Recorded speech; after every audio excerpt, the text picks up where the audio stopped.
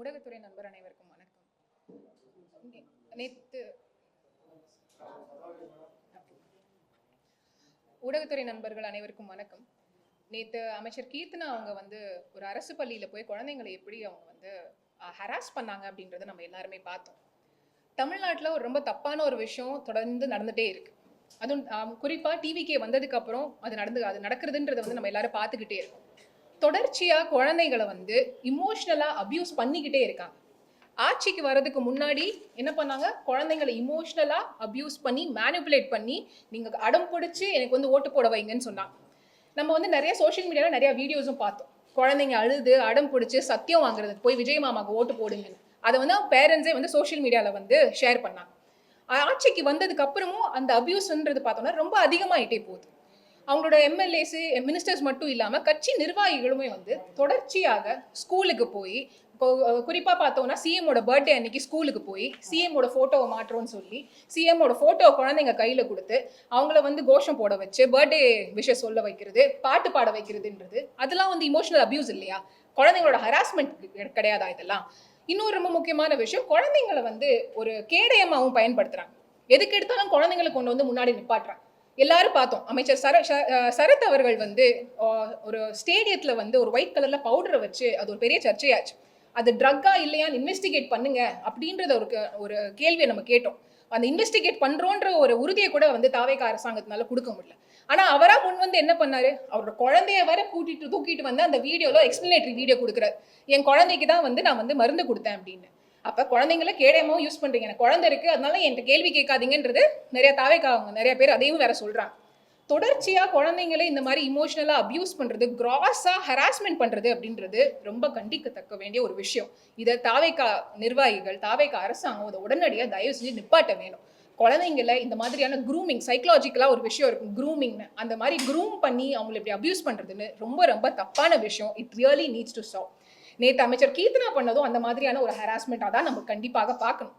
அவங்க அது ஒரு கட்டம் மேலே போய் ஒரு கவர்மெண்ட் ஸ்கூலில் போய் அவங்களோட பாயிண்ட்டை ப்ரூவ் பண்ணுறதுக்காக எல்லாரும் முன்னாடியும், அங்கே கூட படிக்கிற ஸ்டூடெண்ட்ஸ் இருக்காங்க, டீச்சர்ஸ் இருக்காங்க, முகம் தெரியாத நிறையா பேர் இருக்காங்க, மீடியா இருக்காங்க, அவங்க எல்லாரும் முன்னாடியும் அந்த குழந்தைய அசிங்கப்படுத்துறது எதுக்காக? அவங்களோட பாயிண்ட்டை ப்ரூவ் பண்ணுறதுக்காக அசிங்கப்படுத்திருக்காங்க. அது அசிங்கமா இல்லை, அவங்களுக்கு அமைச்சருக்கே அசிங்கமா இல்லை? அவங்க ஸ்டேட்டஸ்க்கு அது தப்பாவே தெரியல அவங்களுக்கு. நீங்க அந்த வீடியோ பார்த்தீங்கன்னாலே தெரியும். அவங்க கிளாஸுக்குள்ள போறப்ப ஸ்டூடெண்ட்ஸ் எல்லாம் என்ன பண்றாங்கன்னா புக்கை பார்த்து இங்கிலீஷை வாசிச்சுட்டு இருக்காங்க. உடனே அந்த ஸ்டூடெண்ட்ஸ் கிட்ட இன்டராக்ட் பண்றதுக்கு முன்னாடியே ஒரு ப்ரீ கன்சீவ்டு நோஷன், அவங்க நம்பிட்டு ஒரு விஷயத்த வந்திருக்காங்க இல்லையா? அதாவது கவர்மெண்ட் ஸ்கூல்ல படிக்கிற குழந்தைங்களுக்கு இங்கிலீஷ் தெரியாது, அர்த்தங்கள் தெரியாதுன்னு அவங்க ஒரு ப்ரீ கன்சீவ்டு நோஷனோட உள்ள வராங்க. வந்த உடனே அந்த குழந்தைங்களை படிக்கிறத பார்த்துட்டு அவங்க ஒரு ஸ்டேட்மெண்ட் சொல்றாங்க, பாருங்க இந்த மாதிரி குழந்தைங்க மனப்பாடம் பண்ணிட்டு படிக்கிறாங்க அப்படின்னு. குழந்தைங்க கிட்ட நீங்க பேசுறதுக்கு முன்னாடி எப்படி நீங்க ஒரு முடிவுக்கு வந்தீங்க? அந்த குழந்தைங்களுக்கு அர்த்தம் தெரியாதுன்னு எப்படி நீங்க முடிவுக்கு வந்தீங்க? இவ்வளவும் அந்த டீச்சர் சொல்றாங்க, குழந்தைங்கள நீங்க சொல்லுங்க, படிக்கிறப்ப நான் சொல்லி கொடுக்குறப்ப உங்களுக்கு ஒவ்வொரு வார்த்தைக்கும் மீனிங், அர்த்தத்தை சொன்னேன், அந்த அர்த்தத்தை நீங்க புக்ல நோட் பண்ணிருக்கீங்கன்னு டீச்சர் சொல்றாங்க. அதுக்கு குழந்தைங்க ஆமான்னு சொல்லிட்டு அந்த குழந்தைங்களும் எங்களுக்கு தெரியும்னு சொல்றாங்க. இவங்க உடனே டெஸ்ட் பண்றாங்களாமா குழந்தைங்களை போய் 2 வார்த்தைகளுக்கான அர்த்தத்தை கேட்கறாங்க. டெண்டர்னா என்ன, எவர்லாஸ்டிங்னா என்ன? அதுக்கும் அந்த குழந்தைங்க அவ்வளோ அழகா பதில் சொல்லுதுங்க. அதோட மீனிங்கை அந்த ஒரு பொண்ணு எந்திரிச்சு சொல்லுது, எவர்லாஸ்டிங்னா கடைசி வரைக்கும் அப்படின்ற பதில் சொல்லுது. அமைச்சருக்கு அங்கே பதறி போயிடுது. ஐயோ நம்ம சொன்ன பாயிண்ட்டை குழந்தைங்க டிஸ்ப்ரூவ் பண்ணிட்டாங்களே, தப்புன்னு சொல்லிட்டாங்களே அப்படின்ட்டு அந்த இடத்த பரவாயில்லையே குழந்தைங்க நல்லா பெர்ஃபார்ம் பண்றாங்கன்னு எந்த ஒரு நல்ல அமைச்சராக இருந்தாலும் சந்தோஷப்பட்டு அந்த குழந்தைங்களை பாராட்டியிருப்பாங்க. ஆனா கீர்த்தனா அவர்கள் என்ன பண்றாங்க, உடனே கோல் போஸ்ட்டை மாத்துறாங்க.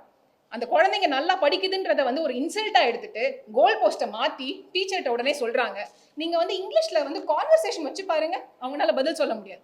அமைச்சர் ட்ரை பண்ணாங்களா? கான்வர்சேஷன் வைக்கிறதுக்கு ட்ரை பண்ணி குழந்தைங்கனால பண்ண முடியாம போச்சா? கான்வர்சேஷன் வைக்கிறதுக்கு முன்னாடி நீங்க அந்த முடிவுக்கு எப்ப வந்தீங்க, எப்படி வந்தீங்க? அப்ப தொடர்ச்சியா உங்களுக்கு ஒரு மைண்ட் செட் இருக்கு, ஒரு ஸ்டீரியோ டைப்பிக்கல் மைண்ட் செட், ஒரு பொது புத்தி இருக்குல்ல, அதை வச்சு அந்த குழந்தைங்களை நீங்க அணுகுறீங்க, இன்சல்ட் பண்றீங்க. அப்ப இவங்க போய் கேட்குறாங்க, உங்க அப்பா என்ன பண்றாரு, what is your father do அப்படின்றாங்க. ஒரு சோஷியல் ரியாலிட்டி, சமூக புரிதல் உள்ள எந்த ஒரு நபரும் ஒரு கவர்மெண்ட் ஸ்கூலில் ஏன் எந்த ஸ்டூடெண்ட்டையும் போய் உங்கள் வாட் இஸ் யுவர் ஃபாதர் டூன்னு அவ்வளோ ஈஸியாக கேட்டுற மாட்டாங்க. அந்த குழந்தை ஒரு சிங்கிள் பேரண்ட் சைல்டு இருந்துச்சுன்னா என்ன பண்ண, அவங்க குழந்தைக்கு அப்பா இல்லைன்னா அந்த குழந்தையோட சைக்காலஜி எப்படி எஃபெக்ட் ஆகும்னு யோசிச்சாங்களா கீர்த்தனா? இல்லை அந்த குழந்தையோட அப்பாவோட தொழில் அந்த குழந்தைக்கு சொல்றதுக்கு அந்த குழந்தை கம்ஃபர்டபுளாக இருக்குமா அப்படின்றத யோசிச்சாங்களா? ஸோ சோஷியல் அண்டர்ஸ்டாண்டிங் இல்லாம போய் குழந்தைங்களை வந்து இந்த மாதிரி ஹேண்டில் பண்றது அப்படின்றது ரொம்ப அபத்தமான ஒரு விஷயம். இதை வந்து நம்ம வந்து அராஜகம் தான் நம்ம வந்து சொல்ல முடியும். இன்னொரு ரொம்ப முக்கியமான விஷயம், அந்த இடத்துல அந்த நோட் பண்ணிக்கணும், அந்த குழந்தையோட டோனை வந்து நோட் பண்ணணும். அந்த குழந்தை வந்து நார்மலா நின்று நல்ல தைரியமா பேசிட்டு இருக்கு. இவங்களோட ஆட்டிடியூட பார்க்க பார்க்க அந்த குழந்தை வந்து பயந்து போய் கை கட்ட ஆரம்பிக்குது. நம்ம திராவிட இயக்கத்துல யார் முன்னாடியும் கை கட்டி நிக்காதீங்கன்னு சொல்லி கொடுத்த இயக்கம் இது. ஆனா அந்த இடத்துல ஒரு குழந்தை கை கட்டுனா அட்லீஸ்ட் அந்த குழந்தைய கம்ஃபர்ட், செல்ஃப் ரெஸ்பெக்ட்னா என்னன்னு உங்களுக்கு தெரியாது, பெரியார கொள்கை தலைவரை வச்சிருக்கீங்க, ஆனா அந்த விஷயம் எதுவுமே உங்களுக்கு தெரியாது, அதை விடுங்க. கை கட்டி இப்படி நிக்கிற போது பயப்படுது அப்படின்றது ரொம்ப நல்லாவே தெரியுது. அட்லீஸ்ட் அந்த நேரத்துலயாவது உங்க ஆட்டிடியூட சேஞ்ச் பண்ணி குழந்தையோட ஒரு நல்ல ரேப்போ டெவலப் பண்ணி பரவாயில்லடா சொல்லுடான்னு சொல்றதுதான் வந்து ஒரு நல்ல ஒரு அமைச்சருக்கான அழகு. ஆனா அந்த இடத்துலயும் திருப்பி உனக்கு தெரியாது உனக்கு தெரியாது உனக்கு தெரியாதுன்னு மட்டும் தட்டா அதுக்கான அர்த்தம் என்னன்னு எனக்கு சத்தியமா புரியல. இந்த சமூகத்துல உனக்கு படிப்பு வராது, படிக்கிறதுக்கு தகுதி உனக்கு இல்லைன்னு சொல்லிட்டு இருந்த சமூகத்துல படிப்பு எல்லாருக்கும் ஆனது அப்படின்ற ஒரு கொள்கையை எடுத்து அதுக்காக போராடி 100 ஆண்டு காலமா போராடி இன்னைக்கு கல்வியை வந்து எல்லார்கிட்டையும் கொண்டு போய் சேர்த்திருக்கோம். அப்படி இருக்க ஒரு சமூகத்துல எந்த விதமான வரலாறு தெரியாது, என்னென்ன போராட்டங்கள் நடந்துச்சுன்னு எதுவுமே தெரியாம அங்க போய் குழந்தைங்களை எல்லாரும் முன்னாடியும் மட்டம் தட்டி பேசுறீங்க அப்படின்னா உங்களோட நோக்கம் என்ன அப்படின்றது எல்லாருக்கும் ரொம்ப தெளிவா தெரியும்.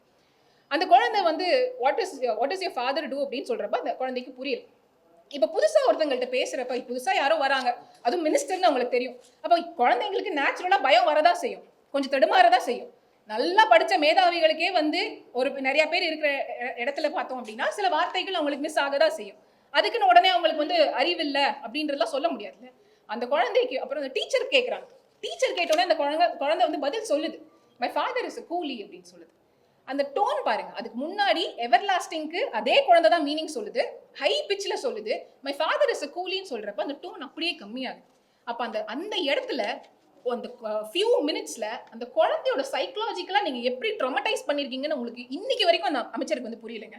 இன்னைக்குமே அவங்கள மட்டும் தான் பேசுறாங்க, அவங்கள மட்டும் தான் டிஃபெண்ட் பண்ணி பேசுறாங்க, அவங்களோட தற்பெருமையை மட்டும் தான் பேசுறாங்களே தவிர்த்து அந்த குழந்தை மேல நீங்க கிரியேட் பண்ண இம்பாக்ட் என்ன அப்படின்றது கூட அவங்க கொஞ்சம் கூட யோசிக்கவே மாட்டேங்கிறாங்க.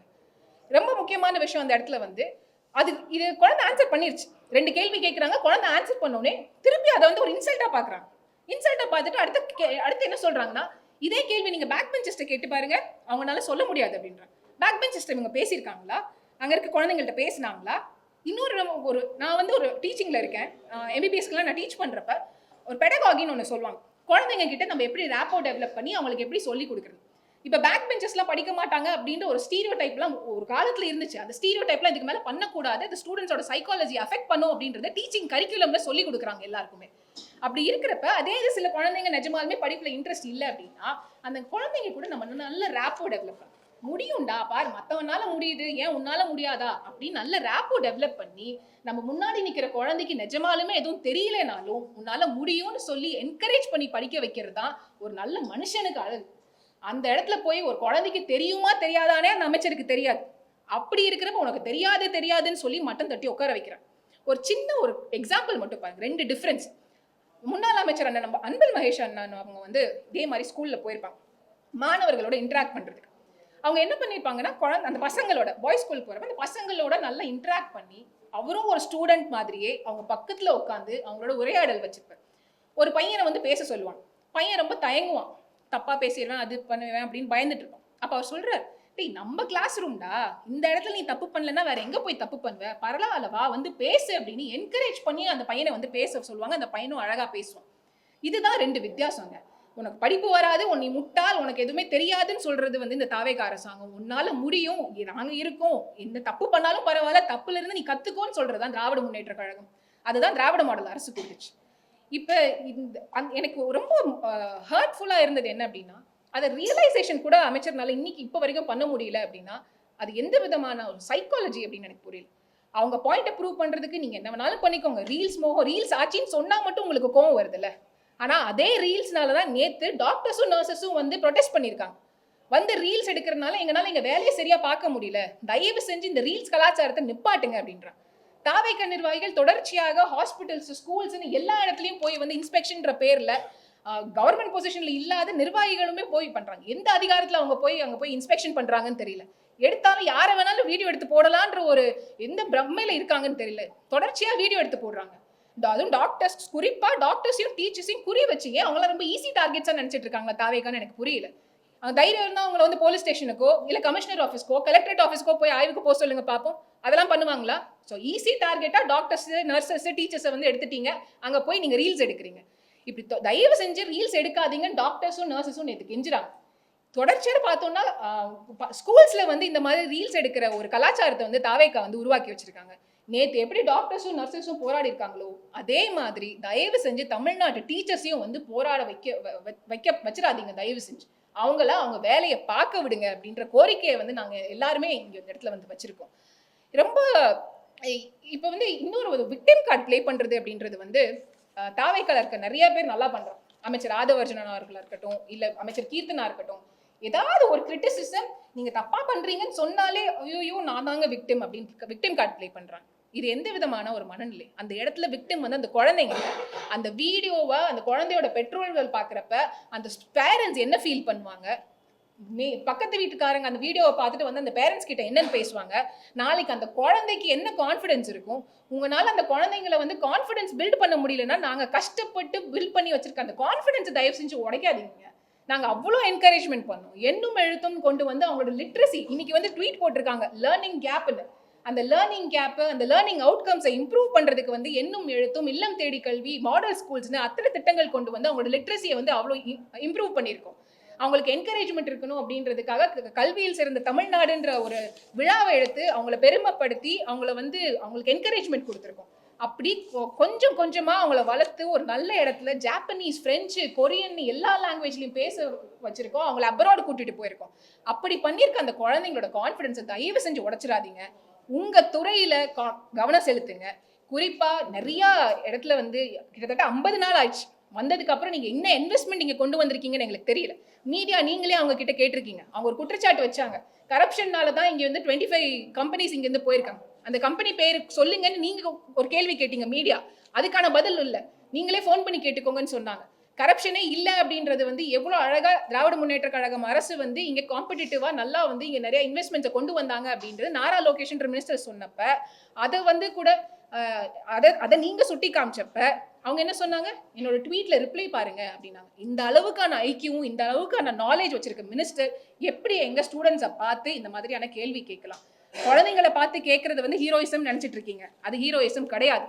நீ 2000 கோடியில் என்ன 10,000 கோடி கொடுக்கலைனாலும் எங்கள் குழந்தைங்களோட கல்வியை நாங்கள் பார்த்துப்போம், அவங்களுக்கான திட்டங்களை நாங்கள் கொண்டு வருவோம்னு சொல்லி குழந்தைங்களுக்காக தொடர்ச்சியாக திட்டங்களை கொண்டு வந்து ஒன்றிய அரசை எதிர்த்து எங்கள் ஃபண்ட்ஸ் எங்களுக்கு கொடுங்கன்னு போராடினார் இல்லையா எங்கள் கழக தலைவர், அவர் தான் ஹீரோ. ஹீரோயிசம் ரீல்ஸில் இல்லை, நிஜமாக நீங்கள் இறங்கி மக்கள் சேவை பண்ணுங்க, அதுதான் ஹீரோயிசம். ஷூட்டிங் எல்லாம் அப்புறமா பார்த்துக்கலாம். குழந்தைங்களை தயவு செஞ்சு இதுலேருந்து கீப் தெம் அவுட் அப்படின்ற கோரிக்கையை நான் வச்சுக்கிறேன்.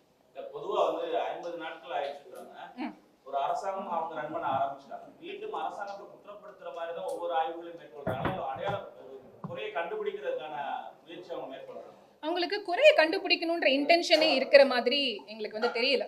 ஏன்னா ஒவ்வொரு இடத்துலையும் போகிறப்ப இதுக்கு முன்னாடி அதே கீர்த்தனா மினிஸ்டரே பார்த்துக்கலாம். அவங்க சோஷியல் மீடியாவில் வந்து ஒரு வீடியோ போட்டிருப்பாங்க. ஒரு ஹாஸ்பிட்டலில் வந்து போய் இன்ஸ்பெக்ட் பண்ணுறாங்க.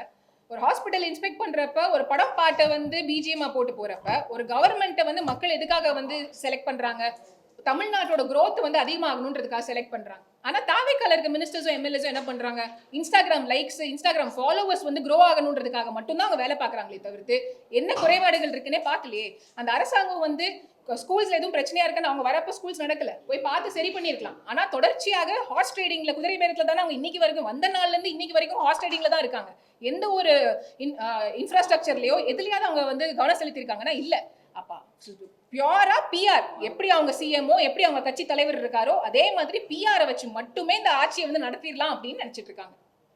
மேடம், நேத்து வந்து திருவள்ளூர்ல நடந்த ஒரு போராட்டம் நீட் சம்பந்தமா எதிர்ப்பு தெரிவிச்சு, அப்ப அதுல வந்து முன்னாடி காணாத ஒரு விஷயமா அப்படி போடு பாட்டுக்கு வந்து dance ஆடிருக்காங்க.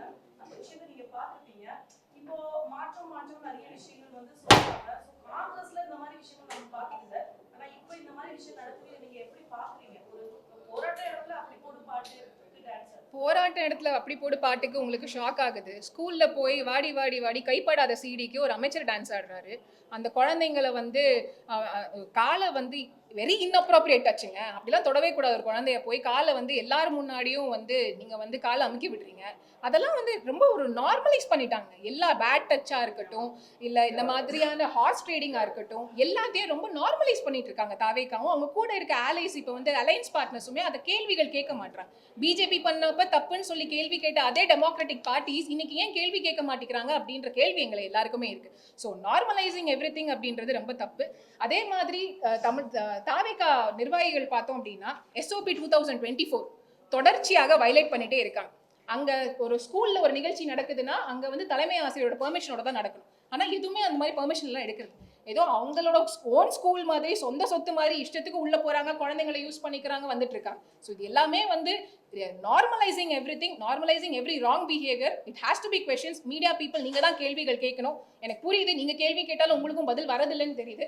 But they have to be accountable. ஒரு அரசாங்கம் இருந்துச்சுன்னா அவங்க ரெஸ்பான்சிபிலிட்டி எடுத்தாகணும், அக்கௌண்டபிளா இருந்தாகணும். அந்த அக்கௌண்டபிலிட்டி அவங்க எடுக்கணும் அப்படின்ற கோரிக்கை தான் நான் இங்க வச்சுக்கேன். அந்த வீடியோ வந்து இன்னமும் சோஷியல் மீடியால வந்து இருக்கு. குழந்தைக்கும் குழந்தை சார்ந்த இருக்கக்கூடிய பெற்றோர்களுக்கும் சைக்காலஜிக்கல் லெவலுக்கான இஷ்யூ, தாழ்வு மனப்பான்மை நிச்சயமா ஏற்படும்.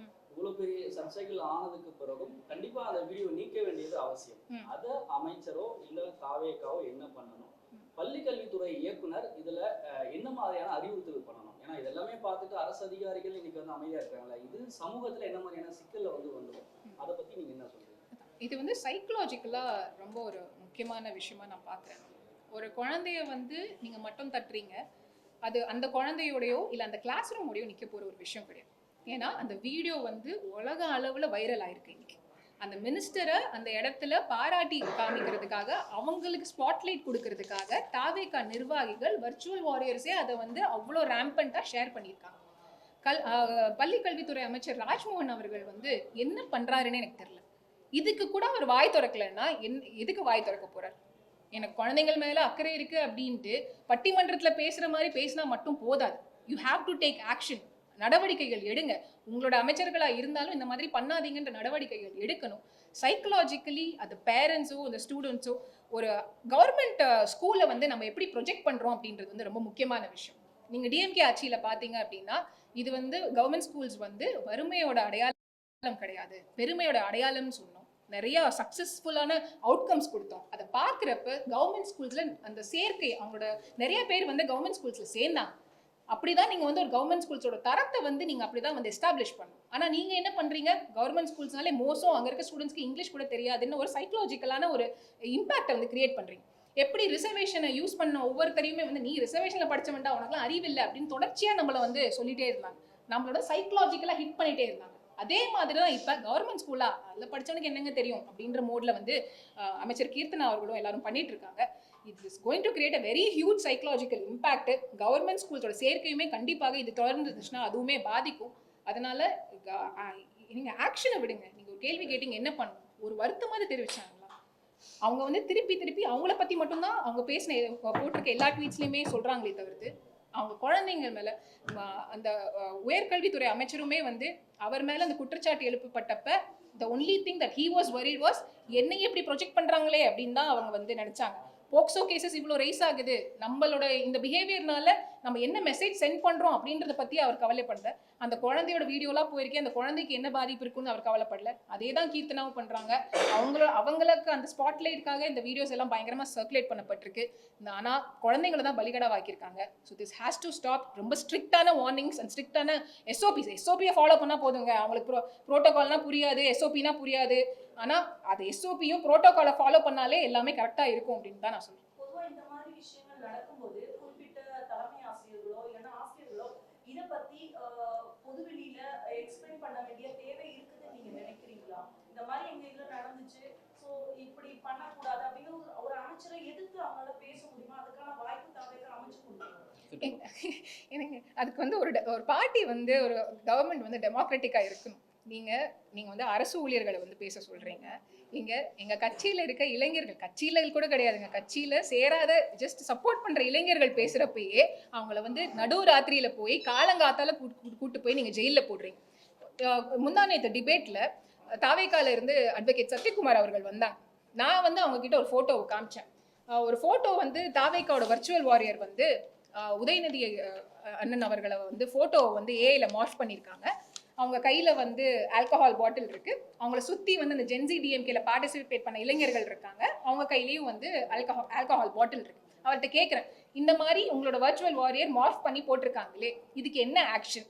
எங்க இளைஞர்களை மட்டும் நீங்க உடனடியாக எடுத்துக்கொண்டு போய் நீங்க வந்து ஜெயிலில் போடுறீங்களே, ஏன் ஆக்ஷன் எடுக்கலன்னு கேட்டேன். நீங்க கேஸ் போடுங்க, நாங்கள் எடுக்கிறோம் அப்படின்னா. கேஸ் போட்டப்பட்டாச்சு. அட்வொகேட் சரண்யா அவர்கள் வந்து கேஸ் போட்டுட்டாங்க. ஆனால் அதுக்கு என்ன ஆக்ஷன்?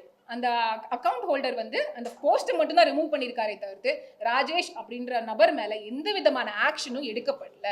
தொடர்ச்சியாக சோஷியல் மீடியாவில் ஆக்டிவாக இருக்கிற பெண்களை அப்யூசிவான ரொம்ப தரைக்குறைவான வார்த்தைகளை பயன்படுத்தி அவங்கள வந்து அவங்க வாய்ஸை வந்து சப்ரெஸ் பண்ணணும்னு இந்த டிவிகே வாய்ஸ் பண்ணிட்டு இருக்காங்க. அதுவும் சிஸ்டமேட்டிக்காக ஒரு ஐடி செல் மாதிரி வச்சு ஃபேக் அக்கௌண்ட்ஸ் வச்சு பண்ணிட்டு இருக்காங்க. யார் மேலே கம்ப்ளைண்ட் கொடுக்கணும்னு தெரிஞ்சால் தானே கம்ப்ளைண்ட் கொடுக்க முடியும். ஃபேக் அக்கௌண்ட்ஸை வச்சு டார்கெட்டடாக பண்ணுறாங்க. அக்கௌண்ட்ஸை வந்து அவங்க ரிமூவ் பண்ணுறாங்க. அப்படிப்பட்ட ஒரு ஆன்டி டெமோக்ராட்டிக்கான ஒரு சுச்சுவேஷனில் தமிழ்நாடு இருக்கிறப்ப எப்படி கவர்மெண்ட் எம்ப்ளாயீஸ் என்ன தைரியத்தில் வந்து பேசுவாங்க அப்படின்றது எனக்கு தெரியல. அமைச்சர் வந்து கல்வியில சிறந்தது தமிழ்நாடுன்னு சொல்றாரு. அதே மாதிரி முதலமைச்சரும் போய் டெல்லியில பேசும்போது தொழில்துறையில தமிழ்நாடு மற்ற மாநிலங்களை ஒப்பிடும்போது சிறந்ததா இருக்கு பேசுறது ஒண்ணா இருக்கு. ஆனா ஆய்வுக்கு போகும்போது வந்து ஏதாவது கேட்கும்போது இன்னும் நமக்கு இன்னைக்கு கூட அரசு பள்ளியில வந்து கழிவறை சரியில்லை, பள்ளி கட்டடங்கள் சரியில்லைங்கிற ஒரு குற்றச்சாட்டை வைக்கிறாங்க. இது எப்படி பாக்குறீங்க? அதுதான் இப்போ வந்து ஸ்கிரிப்ட் வச்சு ஸ்கிரிப்ட் படிக்கிறதுன்றது ஈஸி. அது அமைச்சராக இருக்கட்டும், முதலமைச்சராக இருக்கட்டும், ஸ்கிரிப்ட் வந்து மக்களை வந்து கவர்றதுக்கு, தமிழ்நாட்டு பெருமையை பேசுறதுக்கு ஸ்கிரிப்ட் எழுதி கொடுத்துட்றாங்க, அவங்க பேசிடுறாங்க. அவங்கள உட்காந்து ப்ரெஸ் மீட் கொடுக்க சொல்லுங்க. ஏன் நீங்க கேட்க மாட்டீங்க? அமைச்சரோ முதலமைச்சரோ அவங்கள அக்கௌண்டபிலிட்டி எடுத்து உட்காந்து ப்ரெஸ் மீட் இம்ப்ராக்டிவா கேளுங்க, கொஸ்டின்ஸ் கேளுங்க. அப்பதானே தெரியும் அவங்க நிஜமாலுமே என்ன நினைக்கிறாங்க, ஐடியாலஜி என்னன்னு அப்பதான் உங்களுக்கு புரியும். இந்த அரசாங்கத்துல ரொம்ப வித்தியாசமா நடக்குதுங்க. எப்பவுமே வந்து எந்த துறையில கேள்வி கேட்டாலும் முதலமைச்சர் இதுக்கு முன்னாடி இருந்த முதலமைச்சர்கள்லாம் பதில் சொல்லி நம்ம பார்த்திருக்கோம் அசம்பிளியில. ஆனா இப்ப முதலமைச்சரோட துறையில கேள்வி கேட்டாலுமே வந்து மத்த அமைச்சர்கள் மட்டும்தான் பதில் சொல்றாங்களே தவிர்த்து முதலமைச்சர் ஒரு கேள்விக்கு கூட பதில் சொல்ல மாட்டேங்கிறார். இந்த மாதிரியான அக்கௌண்டபிலிட்டி இல்லாத ஒரு அரசாங்கத்தை நம்ம பார்க்குறோம். ஸோ பேசிக்கா எந்த ஒரு ஐடியாலஜியும் இல்லாதப்ப அவங்க கிட்ட இருந்து நம்ம வந்து ஒரு ஆன்சர் எதிர்பார்க்கறது அப்படின்றது வந்து நமக்கான ஒரு ஏமாற்றமாக தான் இருக்கும் அப்படின்னு பார்க்குறேன். அண்ட் அவங்க இன்ஃப்ராஸ்ட்ரக்சரை போய் பார்க்குறாங்க, அதெல்லாம் வந்து யாருமே தப்புன்னு சொல்லாங்க. குழந்தைங்க அந்த இடத்துல நீங்கள் யூஸ் பண்ணீங்க பார்த்தீங்களா? ஆஸ் எ ரெஸ்பான்சிபிள் மினிஸ்டராக நீங்கள் வந்து மீடியாவை ஒரு நிமிஷம் அப்படின்னு சொல்லியிருக்கலாம். இல்லை, இதுக்கு முன்னாடியும் மீடியாலாம் இருந்திருக்காங்க. மினிஸ்டர்ஸ் இன்ட்ராக்ட் பண்ணும்போது, கலெக்டர்ஸ் இன்ட்ராக்ட் பண்ணும் மீடியா இருந்திருக்காங்க.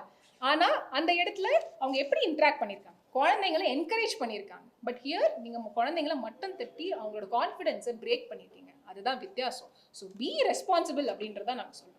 ஊழல் குற்றச்சாட்டுகளை சொல்றாங்க. தனியார் பள்ளிகளுக்கு உரிமம் வாங்கினதுல வந்து பல லட்சம் வாங்கியிருக்காங்க. ஏறக்குறைய 100 கோடி ரூபாய் வரைக்கும் அதுல முறைகேடு நடந்திருக்கிறதா சொல்லி வந்து திமுக பிரமுகர்களுக்கு மேலேயே வழக்கு பதிவு செய்யப்பட்டு சிறையில் அடைச்சிருக்காங்க. இந்த குற்றச்சாட்டு எப்படி பாருங்க? இல்லை, அவங்க ஊழல் குற்றச்சாட்டு வைக்கிறதுன்றது வந்து தாவேக்கா வந்து எலெக்ஷனுக்கு முன்னாடியும் சரி இப்பயும் சரி ஒரு ஃபேக் நரேட்டிவ் அலிகேஷன் யார் வேணாலும் வைக்கலாம். அந்த அலிகேஷனை தான் அவங்க வச்சிட்டு இருக்காங்க. ஒரு அப்போசிஷன் பார்ட்டியா இன்னைக்கு நாங்கள் ஆட்சியில் இல்லை, திமுக இன்னைக்கு ஆட்சியில் கிடையாது, எங்ககிட்ட எந்த ஒரு இன்ஸ்டிடியூஷனும் கிடையாது, போலீஸோ சிபிஐயோ எதுவுமே எங்கள் இதில் எங்களால் இன்ஃப்ளூயன்ஸ் பண்ண முடியாது. We are being transparent. நாங்கள் ஓப்பனாக இருக்கோம். நீங்கள் லீகலாக ப்ரொசீட் பண்ணுங்க, நாங்கள் லீகலாக ஃபேஸ் பண்ணுறோம். நீங்கள் வைக்கிற அந்த பொய் குற்றச்சாட்டை அது பொய்ன்னு எங்களால் நிரூபிக்க முடியும்னா அது ஒரே வழி வந்து லீகலாக நீங்கள் ப்ரொசீட் பண்ணால் மட்டும்தான். தயவு செஞ்சு லீகலாக ப்ரொசீட் பண்ணுங்கன்னு சொல்கிறோம். ஆனால் எந்த விதமான ஆதாரங்களும் இல்லாமல் தொடர்ச்சியாக ஒரு ஃபேக் நரேட்டிவை மட்டும் வச்சுட்டு இருக்காங்க. அந்த இந்த இண்டஸ்ட்ரீஸ் 25 இண்டஸ்ட்ரீஸ் போயிட்டாங்க அப்படின்றத கீர்த்தனா அவங்கள்ட்ட நீங்கள் தான் கேள்வி கேட்டீங்க. நீங்கள் கேள்வி கேட்குறப்ப என்ன சொன்னீங்க? நாரா லோகேஷ் மினிஸ்டர் அவர்கள் வந்து தமிழ்நாட்டில் வந்து ரொம்ப காம்படிட்டிவாக நல்லா பண்ணாங்க, நாங்கள் ரொம்ப கஷ்டப்பட்டு அவங்க கூட காம்படிஷனில் இருந்தோம், எங்களுக்கு ரொம்ப கஷ்டமாக இருந்துச்சு. ஆனால் அங்கேருந்து வந்த கம்பெனிஸ் எந்த கம்பெனிஸுமே கரப்ஷன் அப்படின்றது அந்த குற்றச்சாட்டை வைக்கவே இல்லை அப்படின்னு சொன்னார். இதை சொன்னீங்க. நாரா லோகேஷ் அவர்களே இப்படி சொல்லியிருக்காங்க, அப்புறம் எப்படி நீங்கள் கரப்ஷன் சொல்கிறீங்க அப்படின்ற கேள்வி நீங்கள் எழுப்புறப்ப ட்விட்டரில் ஒருத்தர் வந்து கமெண்ட் பண்ணாரு, அதை வச்சு சொன்னேன் அப்படின்றாங்க. இன்ஸ்டாகிராமில் வந்து ரீல் போட்டால் அதை வச்சு இன்வெஸ்ட்மெண்ட்ஸ் நிறையா வரும்னு சொன்னாங்க. எத்தனை கோடி இன்வெஸ்ட்மெண்ட்ஸ் வந்துச்சுன்னு அந்த ரீலை வச்சு வந்துச்சுன்றது கீர்த்தனா அவர்கள் வந்து கொஞ்சம் தெளிவுபடுத்தினா எங்களுக்கும் நல்லா இருக்கும் அப்படின்னு நினைக்கிறேன்.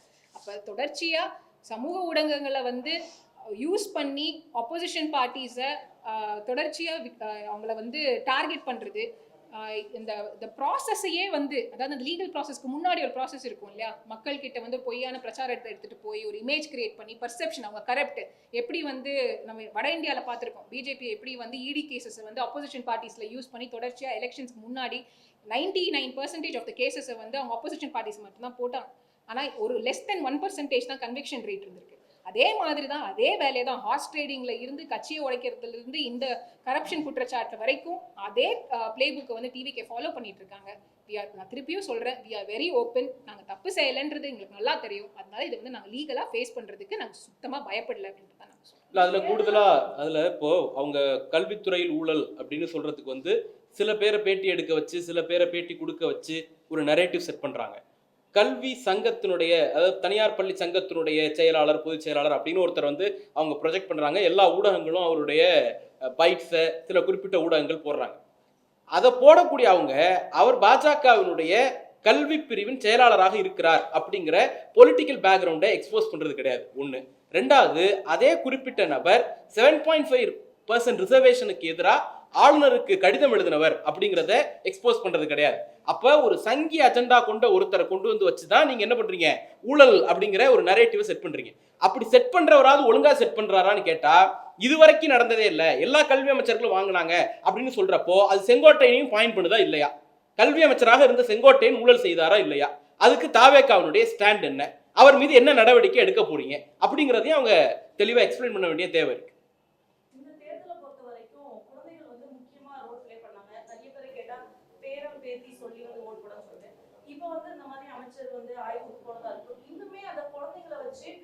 நிறைய டார்கெட்டபிளா இருக்கும் அவங்க இந்த ஆட்சி நடந்துருக்கு அப்படிங்கறது அவங்க ஒரு அவங்களோட செயல்பாடு அந்த மாதிரி இருக்குன்னு நினைக்கிறீங்களா? ஆமா, இப்ப தாவேகா பார்த்தோம்னா, இப்ப விஜய் அவர்கள் வந்து சினிமாவில் இருக்கும்போது செட் ப்ராப்பர்ட்டின்னு நிறைய அதை யூஸ் பண்ணியிருப்பாங்கல்ல, அதே மாதிரி தாவேகா வந்து செட் ப்ராப்பர்ட்டியா 2 பேரை யூஸ் பண்றாங்க. ஒன்று பெண்கள், இன்னொன்று வந்து குழந்தைங்களை அதான் சொன்னேன், சைக்கலாஜிக்கலா க்ரூமிங், ஸ்பெசிஃபிக்கா இந்த செக்ஷுவல் அபியூஸ் கேசஸ், குழந்தைங்களை நோக்கினா இந்த செக்ஷுவல் அபியூஸ் கேசஸ் இருக்கு இல்லையா, அதுல வந்து க்ரூமிங்னு ஒரு விஷயம் இருக்கும்.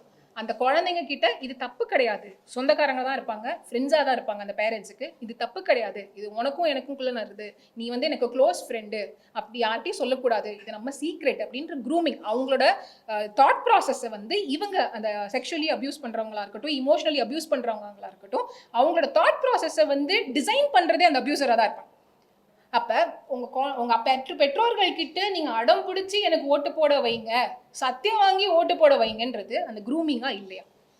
இது சைக்கலாஜிக்கலி தப்பா இல்லையா? நீங்கள் எந்த சைக்காலஜிஸ்ட்டை வேணாலும் போய் கேட்டு பாருங்க, குழந்தைங்களை இப்படி க்ரூம் பண்ணி அவங்கள மேனிப்புலேட் பண்ணுறதுன்றது தப்பு. இன்னொருத்தங்க பெண்கள்னு சொன்னேன் இல்லையா, பெண்கள் பாதுகாப்பு.